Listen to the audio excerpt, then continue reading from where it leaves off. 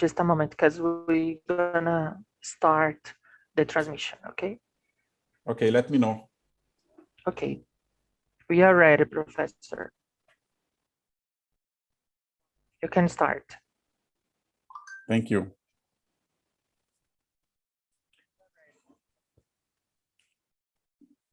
Okay. Good morning, everyone. It's my pleasure to be here today to present my dear friend Musaad. We've met during our studies of international taxation in the United States. And I am extremely grateful to him because he was the biggest supporter of my SJD studies. When I finished my LLM, he was already doing the SJD, and I was a little bit reluctant to apply for the SJD, and I don't know if he remembers, but he told me, if you don't file an application, I will do it on your behalf. So we ended studying together, and it was an amazing time. I miss our hours of study at the library at the University of Florida. So it's a big pleasure to have you with us today. And the pleasure is all mine, my friend. And well, the floor is yours. The subject is the moment, the topic of the moment, and I'm sure that we will learn a lot from you today. Thank you so much. First of all, I'm honored and thrilled to be here and presenting this paper. I'm actually also thankful for the invitation from my dear friend, Professor Dalton. As he said before, we met during our SJD years, and we discussed several issues while we were studying legal issues. It's time now to break the leg and start talking about what we learned during our study. Thank you so much for the organization, for organizing this lecture.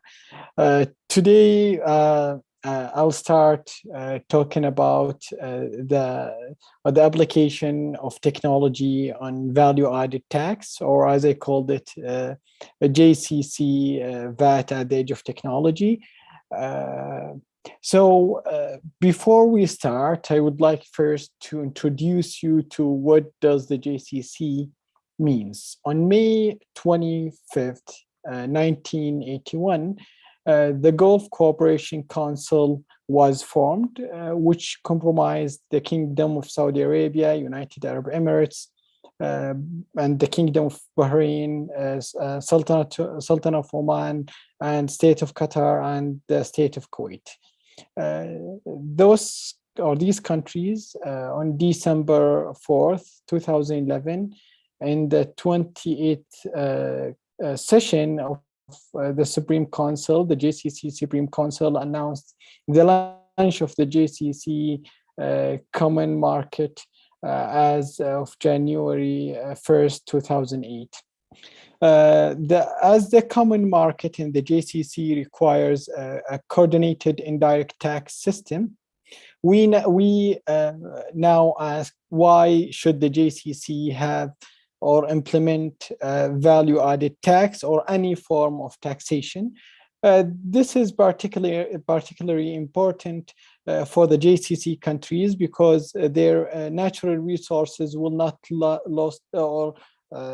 last forever. Second is that they need to find a way to maintain their standard of living for generations to come.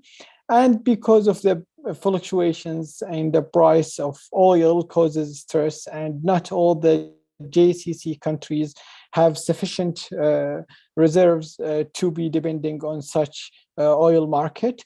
They want to have stable income such as value added tax, and finally the needs for other microeconomic instruments that will help their physical or their budget. And back in 1990, many financial institutions and organizations were urging the GCC countries to adopt a form of tax or as another source of income other than the sale of oil. At that time, the GCC Minister of Finance were studying the implementation of value-added tax and other form of taxation. However, there was no real urge to adopt any specific form of taxes that time. Because of the gyration in the price of oil, efforts then began in 2006 to study the possibility to adopt a type of tax or a form of taxation. The IMF technical reports to the GCC in 2006 and 2008 recommended that the GCC should adopt a destination value-added tax by 2012 with a common rate between 3 to 5% credit invoice and with minimal exemption. The IMF technical reports to the GCC in 2006 and 2011 2006 and 2008 were a turning point for the GCC countries because the GCC stated, because the GCC states started to work on the introduction of the value-added tax. This was the GCC first step into the implementation of value-added tax. In 2011, the United Arab Emirates Minister of Finance announced that the implementation of VAT system would occur in 2012, but then deferred the introduction until other GCC members were in a position to implement a new tax regime. In 2015, the United Arab Emirates Minister of Finance announced that the GCC member had agreed upon the VAT framework agreement. Following years of study, the GCC appears to be ready to adopt the IMF recommendation and implement a tax system that will stabilize revenues of multiple 5% VAT. The goal was to have the VAT system in place by January 1st, 2018. However, only the Kingdom of Saudi Arabia and United Arab Emirates appeared to be prepared to do so. Hence, the Kingdom of Saudi Arabia and United Arab Emirates enacted their VAT laws in January 1st, 2018. Yes. Sorry to interrupt, but I believe you are. Yes, that's why. Yes. Thank you. Sorry. We discussed the first. We discussed the first two. Now I'm moving to the subject of VAT frauds. There has been concern over the increase in cases involving VAT fraud, causing the European Union to lose up to €1 trillion. This is because the techniques used in the process are different, and most of them are unreliable. The EU Commission conducted a study back in 2011 and found around 2 billion was undiscovered. However, the EU estimates are only estimates. Many academics believe that the figure is actually much higher. VAT fraud includes any conduct or any conduct done for the purpose of gaining tax advantage illegally. In this notion, it can be also considered the unlawful act of causing VAT loss. We need first to understand the phenomenon of VAT fraud before adopting measure to prevent VAT fraud. VAT fraud can be divided into two categories, either organized fraud or tax evasion. Organized or tax evasion is or was viewed a problem or as a problem to be handled domestically only, whereas organized fraud was viewed as a problem to be handled internationally. What is the main subject we are going to discover today is the missing trader fraud, which is under the organized fraud. Missing trader fraud or tax fraud in general has attracted a lot of attention. Missing trader frauds take advantage of cross-border trading rules that are common to the most VATs. Adjustments are needed when rates differ between jurisdictions, and the VAT withheld in one jurisdiction is attributed to consumption that will occur in another jurisdiction. Goods or services leaving first jurisdiction leaving the first jurisdiction are zero rated. The tax collected up to the point is refunded to the the exporter, and then reimposed through a reverse charge in the second jurisdiction at the new applicable rates. In other words, these transactions collect taxes but fail to submit the same to the government. A missing trader is a business that is obligated to perform this reverse charge, but does not do so. It is a function, or missing trader fraud is a function of price, speed, and volume of the supply. Some of the features include the destination principle, as well as the clock in time between when the collection is made and when the discharge to the government. Missing trader fraud will likely to be influenced by the quantity of the taxpayer in a situation to misuse a specific conceivable outcome for maltreatment. The dangers of identification and requirement activity they face, and not least the manner by which the charges are structured. Missing trader fraud is the most famous fraud most famous fraud scheme in history. The fraud is known either by missing trader intra-community or missing trader extra-community. The tax administration's main goal is to locate the mastermind behind the fraud, not only the people who commit the fraud. In this type of fraud, in order for the VAT administration to catch the fraud, they should try to relate to the fraudster or think like a fraudster. The fraud has various effects, and or missing trader fraud has various effects on the economy. One which leads to loss of revenue.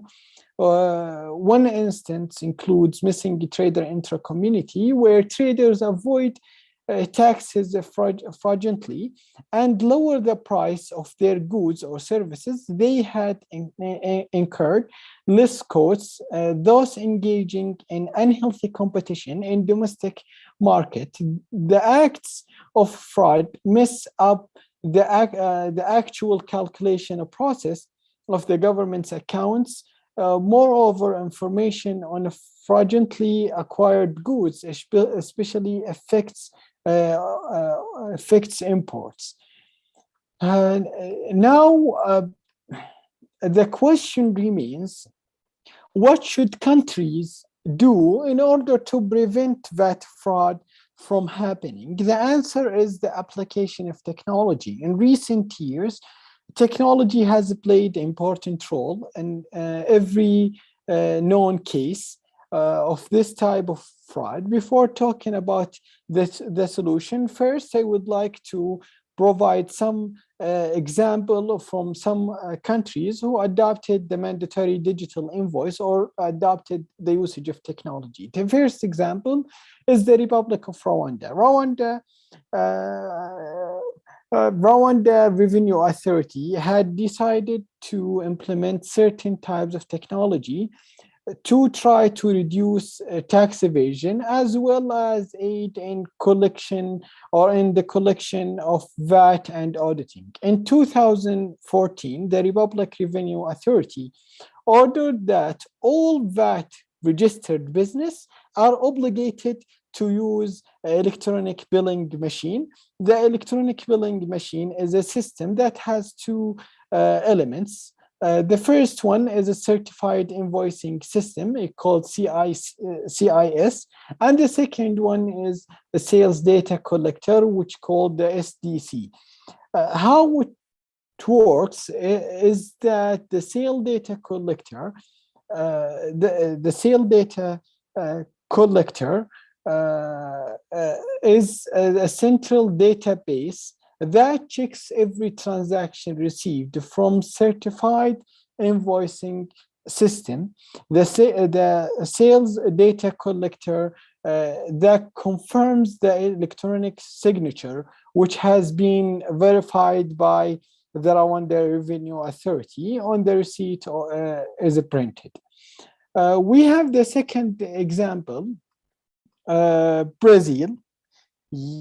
I give Brazil credit. I have been telling Professor Dalton since we started, you guys are ahead of us in the application of technology. Brazil is, I can say, Brazil is the leader in the adoption of technology on its financial transaction. The development of electronic government, it is advancing Brazil, especially in regard to public administration. In this case, the electronic government, which is the e-government, has been a great impact in minimizing bureaucracy's structure, especially in areas that previously required human involvement. The government has put into practice modern technology system, including electronic way bill, which is the CTE, and electronic e-invoicing system, NFE, which are the center of the entire border program called the Public Digital Bookkeeping System, which called SPED or SPED. These two systems are very important. In providing SPED conducting e-verifying comparisons of the border customary process. The NFE function is focused on goods movement across the borders, while the STE is focused on the transport of the supply. The system is in such a way that when goods are moved across the border, an electronic file is automatically generated through the internet for invoicing purposes. The tax administration department receives these invoices and checks them before sending them to the federal treasury. where documents are digitally signed with a fixed size size alphanumeric bit, stating that has a barcode in 128C format. With the barcode, these documents are then scanned and verified. The invoice is then sent to the carrier, and in these seconds, it is sent across the border and received by the buyer and the tax administrations in destination sales. This has greatly helped manage and control the cross-border fraud of goods and services. The technology has greatly assisted in tracking the movement of goods and has pushed off frauders who are now aware of the risk being identified if they attempt to move goods without a digitally signed invoice. So based on this, or based on these two examples, I tried to think for the JCC and how can we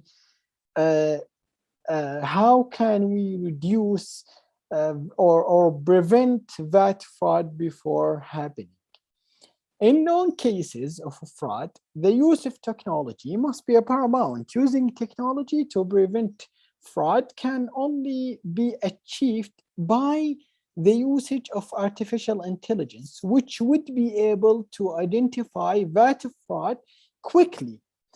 This is how can we achieve it. First of all, we first have to mandate digital invoice. Preventing VAT fraud only works by having mandatory digital invoice. Therefore, the VAT system must be changed in each country, and all the digitalized legal document should be government certified, and each country or each country's tax administration should store their data in a central database. For the JCC example, what this means is that by having central database, all the invoices are recorded with the names, item, prices, and delivery details. In other words, it should have a perfect digital record of the entire transaction. In order to have a perfect database, the physical invoice must specify the type of receipt, the type of transaction, the method of payment, the name of the unique identification of the cashier. All these details are needed. Not only this, because of the time, I cannot mention all of them, but we need to have a perfect detailed of each transaction. Also, we have to have a certification. All tax documents must be digitally signed by their respective tax administration using a free government issue app, which will simplify business compliance in both B2B and B2C. Also, we have to have a central database. Each member state will provide a central database clearinghouse with data protection capability. Also, we have to have artificial intelligence. Member states will also have to install the most updated artificial intelligence software that will able to ensure that all tax transactions that occur in each member state are legitimate. At present, for example, in the EU, the use of paper invoice means that the government is unable to notice that the missing trader fraud has been committed until long after it has been committed, and by the time that they discovered the crime, the revenue has been lost forever. However, with the usage of a digital invoice and artificial intelligence, tax administration will be able to significantly reduce the number of transactions as they occur in real time. As it can be seen in the diagram here in the front of you, the seller applies for a certificate to issue a digital invoice via the tax or through the tax administration internal portal. Then step 2, the tax administration reviews the document using digital invoice. Then step 3, completed the digital stored in the electronic center. Then step 4, the seller provides the buyer with the detailed invoice, which includes all the data in electronic file registered with the tax administration. Then the buyer can check for the validity of the data with the tax administration. If the seller and the buyer's information matches, the tax administration can keep the compared file. The seller keeps a copy of the invoice and gives another copy to the buyer. The buyer will not be allowed to deduct inputs without a valid invoice. The fact that states are obligated to exchange electronic invoices in the European Union pushes the members to continually share information among its tax administration, thus leading to a better tax administration among member states and good application of VAT rules by firm or by the firms involved in buying and selling between member states. The usage or the use of ad hoc accounts enable on-time and real-time automated access of the data and remittance of the VAT. Here is the thing: what we are missing or what we are losing is money, but what we are missing is the connection of the knots. We need to have information between two countries in order to prevent VAT fraud. So we need to have a high level of trust between countries in exchanging detail or tax details in order to not break the VAT chain and prevent revenue loss in each country. I've suggested to the JCC in my proposal, it is important to inform the JCC that the technology can solve the problem, and that the JCC could get ahead of the game if they at least start with the latest technology. Fraudsters always like to cheat twice and thrice with the same transaction, as risk is lower and the profits are higher. Mandating invoices are digitally signed and stored with authentications and none is the first step for any jurisdiction.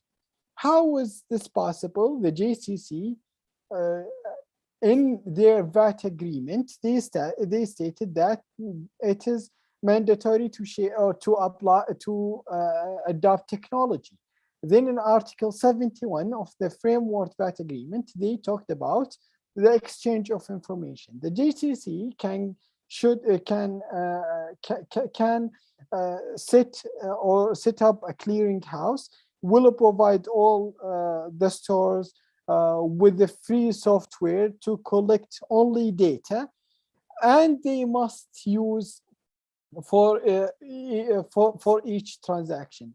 The clearinghouse has the responsibility to send this data to the relevant GCC member state that would then collect the money from the business that are using this software.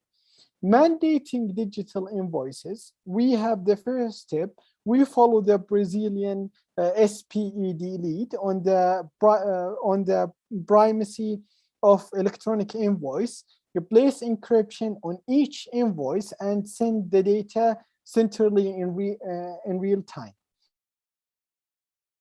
We have to develop a centralized data storage facility for all JCC member states, implementing a central collection of B2C data and implementing central collection of B2B data that collects on real time with encrypted shared public key, similar to the Rwandan or the Rwandan example. Adopt digital invoice custom exchange type voice level. Then lastly, we adopt artificial intelligence to store and risk analyze all transaction in database to identify VAT fraud. This places a digital trace on each invoice with a central digital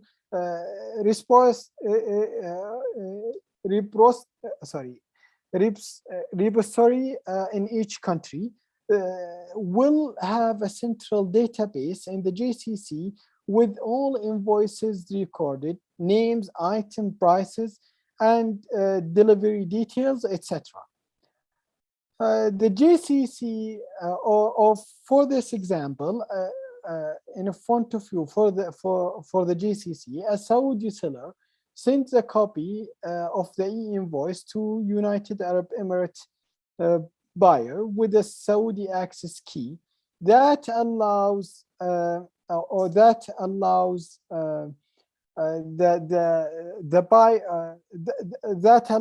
buyer to access the e-invoice.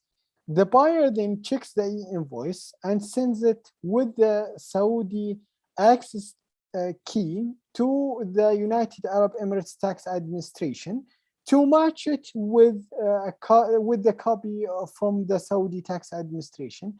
After reviewing the e-invoice, the United Arab Emirates Tax Administration sends it to the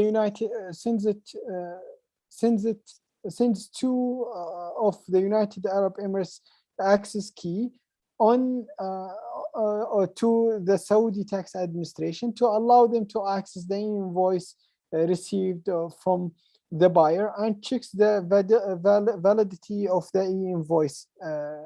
The second key will be sent to the United Arab Emirates buyer, then the buyer sends it to the Saudi and the United Arab Emirates access key to the Saudi seller and sign of a confirmation to execute the contract and issue VAT invoice.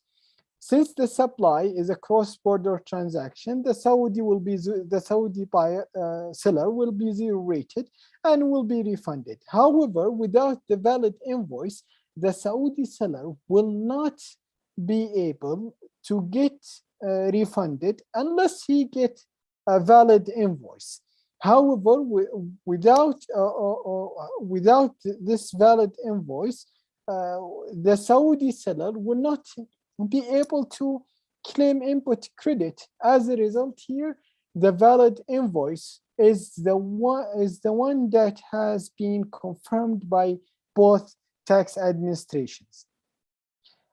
In practically, or it is practically gives every invoice gives every invoice a life cycle in which every actor leaves the digital trial. Nowadays, we have gone to the use of a Bitcoin concept to improve VAT system. We have a blockchain where previously have only a central data. We have a central database, or we had the central record soils as the tax administration. Blockchain technology can solve a crime and help to stop fraud before happening. Also, blockchain in taxation is a matter of a great importance for our tax system. The future of taxation will include a blockchain combination, tax technology, and business. However, the blockchain must be permission rather than a public one. The next, as the next logical step for the tax technology development, it is widely accepted that the modern data technology is capable of handling vast number of transactions that take place every second. In fact, a system, artificial intelligence from a smart cloud, for example, that can handle over millions of transactions per second, is up and running in Brazil, and could easily be installed in either the EU or any other countries or the GCC.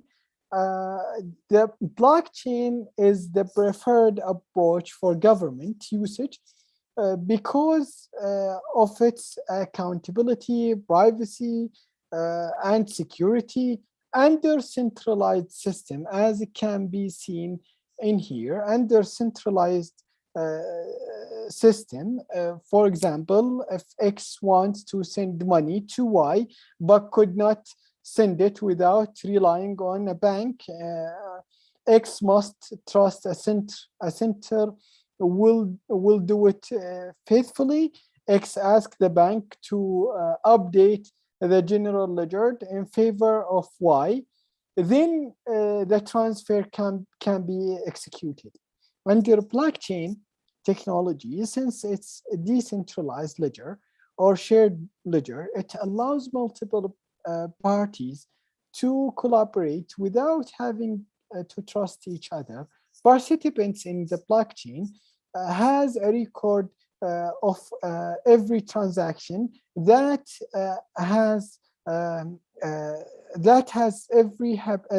ever happened. Every node will get a copy of the block and decide if it's valid or not. If it's correct in real time, it will be added to the chain and begin working on the next blocks. Because of the time, I have an example, but I'm afraid that I will be running out of time. Do I have time? I believe so. Jonathan? Good. Yes, Professor, you have 10 minutes more before the time of the questions.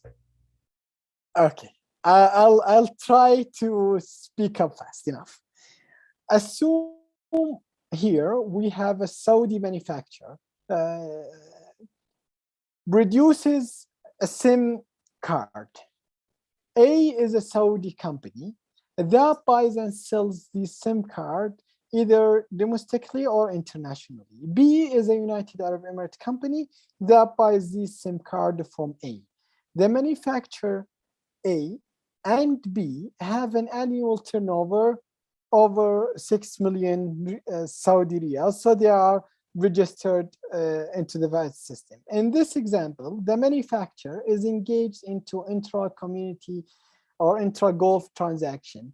However, A is conducting business in the Kingdom of Saudi Arabia, and in intra-Gulf transaction, the Saudi VAT will apply for the manufacturer, and A and B, however, B will have the right to reverse charge the United Arab Emirates VAT because the consumption is not happening in Saudi, but will have to declare at the United Arab Emirates Federal Tax Authority that he is importing from Saudi Arabia and should pay VAT at a 5% rate. The manufacturer sold 10,000 SIM card to A at a price of 1,000 each. In total, A will pay 10 million plus VAT, which is 500,000 Saudi riyal. A sold half of the SIM card to B for 3,000 riyal each. B paid A 15 million Saudi riyal in total plus VAT $250,000. A sold other half to a domestic business at the same price. As it can be seen, the diagram here, since the manufacturer is not conducting any intra-Gulf transaction, and all activities are purely domestic transaction, the intra-Gulf rules will not apply. The VAT consequences are the following here. The manufacturer sold 10,000 SIM card for 10 million Saudi riyal. The total amount include a 5% VAT rate, which is 10 million and 500,000 Saudi riyal. The manufacturer will include the 5%, which is 500,000 on his VAT return as an output. The VAT consequences for the intra-Gulf rules are not applicable in the situation because A is engaged in domestic business. But when we see the VAT consequences for B, in this situation, the tax result is complicated as the transaction occurs in intra-Gulf communities. As a result, the intra-Gulf rules for the sale of SIM card will apply, and B tax consequences are the follows. B is paid B paid A 15 million riyals for 5,000 SIM card. B paid 250 Saudi riyal to the Saudi VAT administration. B received detailed invoice for the SIM card. Now B drives through the border. Since B is not registered business in Saudi Arabia, B does not need to file a Saudi VAT return. However, B is a United Arab Emirates VAT registered business. B should comply with the United Arab Emirates laws. Therefore, B arrives in the border. Customs will become involved in the transaction. At the Saudi border, B will hand in the invoice of the transaction to the Saudi customs. The Saudi custom will inspect the shipment. The Saudi custom will issue a new receipt for B. Since it's a zero-rated transaction, B will be refunded with the amount he paid. At the United Arab Emirates border, the United Arab Emirates custom will conduct another inspection and check the documents.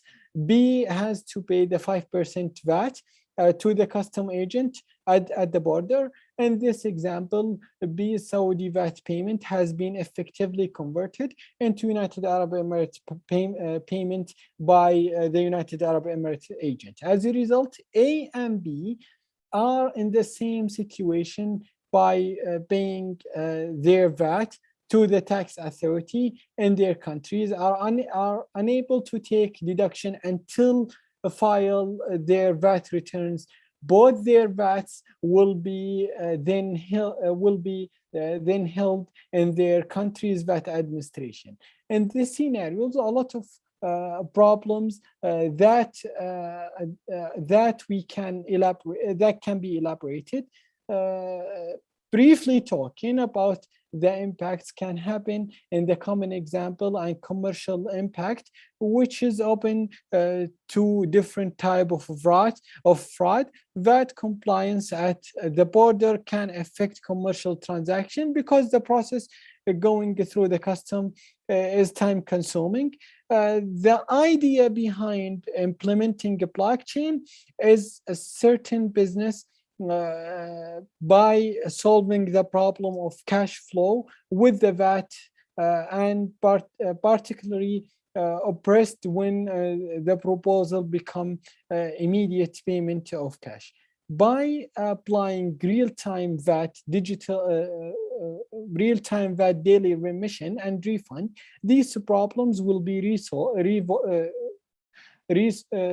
resolved as the tax administration in both countries are able to conduct digital trace on each invoice with central database in each country. By assuming that the JCC adopted blockchain, the domestic here, as it can be seen on the slide, here the block one or the domestic sale transaction between the manufacturer block 1 and A is block 2 records the sale of the SIM card. The unsettled transaction in intra-Gulf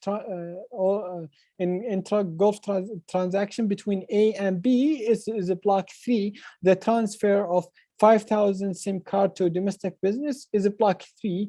All these blocks are chained together in the transaction that happens between A and B.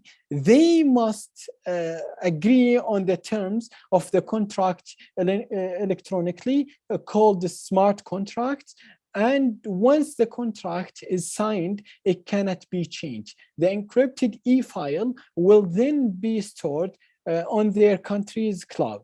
The verification of the transaction is done by artificial intelligence risk analysis. However, as I mentioned, the detailed digital invoice is the main key to adopt blockchain regime. In this transaction, to validate cross-border transaction, we need to link we need to link block 2 and block 3. After linking them together, we then look at historical economic aspects of the transaction, such as invoices record, names, items, prices, delivery details, etc. And as it can be seen in the diagram here, a blockchain or in order for the blockchain or for the VAT or for the JCC to prevent VAT fraud, it needs to adopt blockchain technology. The JCC should mandate the transmission of transaction data at each stage of the commercial chain to be or to the JCC cloud.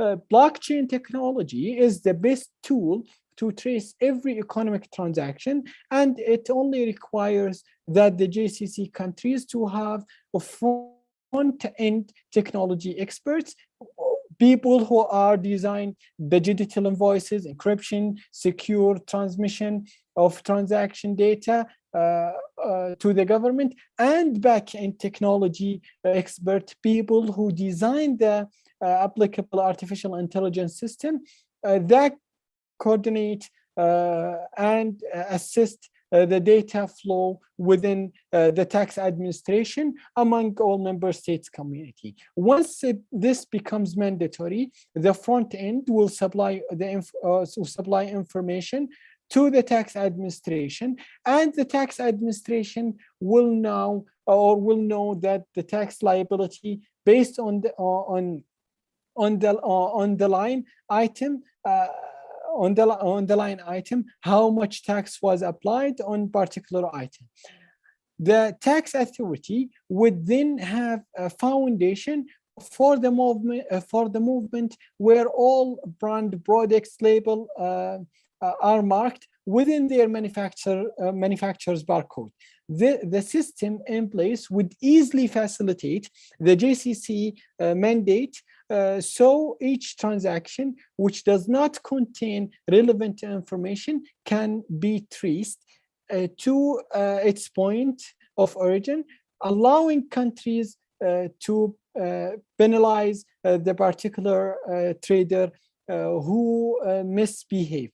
All in all, it would encourage blockchain use in public sector, support blockchain research, and promote legal certainty for blockchain adoption. We came up with a solution called VAT coin. VAT coin is one particular solution to reduce missing trader fraud. VAT coin is not a coin, is not a fiat currency unit. Rather than it's a digital flexible token representing the VAT that would be paid from a buyer to the seller. Even with the efficiency provided by blockchain, there remains the issue. There is no centralized ledgers, and it remains unclear how willing government will act when sharing database freely. This remains despite blockchain's attempt to create secure chain of commercial activities by moving DICE to the cloud and introducing flexibility and security of blockchain technology. VAT coin, we are not giving or we are not putting money in hands of VAT registered business. All the money is handled by the government. A token cannot be exchanged. It only can be exchanged with the relevant tax administration. Am I good with time? I think we are almost done with the time.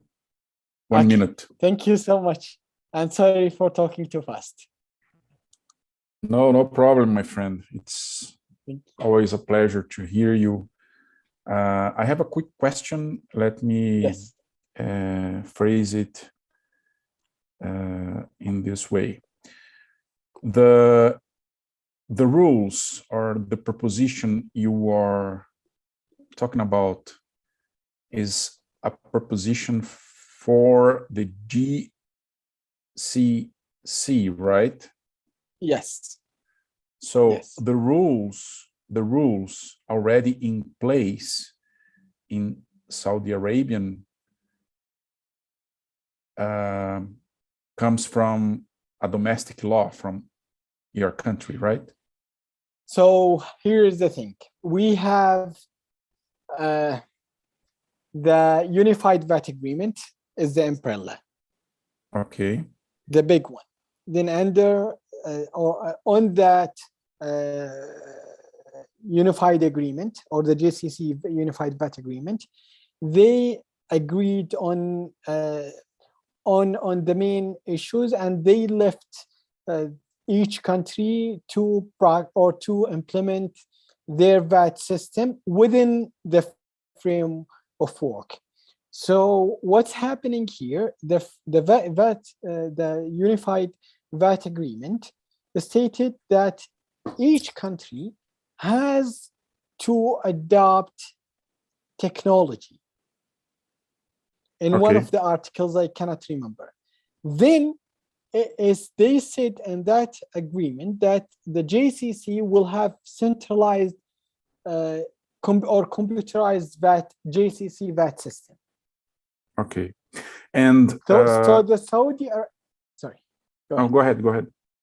So the Saudi tax administration in 2000 or in September 2021 they enacted that all VAT invoices should be digital. Okay. This is the first step in the preparation to the computerized JCC. But the computerized JCC system, they are working on it, but they are waiting for other member states to implement value-added tax. We have the state of Kuwait and the state of Qatar has not implemented the JCC VAT system yet. Okay, my friend, I thank you very much. And I, again, appreciate your time and your disposition to It's my pleasure. I'm honored by being here with you and hoping to do it again with another subject. And as I always tell you, or I have already vaticinated, you soon will be the Minister of Finance in the Saudi Arabia. So we will be honored to visit you there with this title. So again, thank you very much. Thank you. Thank you so much. Thank you for your invitation. I really appreciate it. And hoping to see you soon. We will. See you. Jonathan, thank you so much for your support and helping us with this transmission here. Thank you, Professor. My pleasure.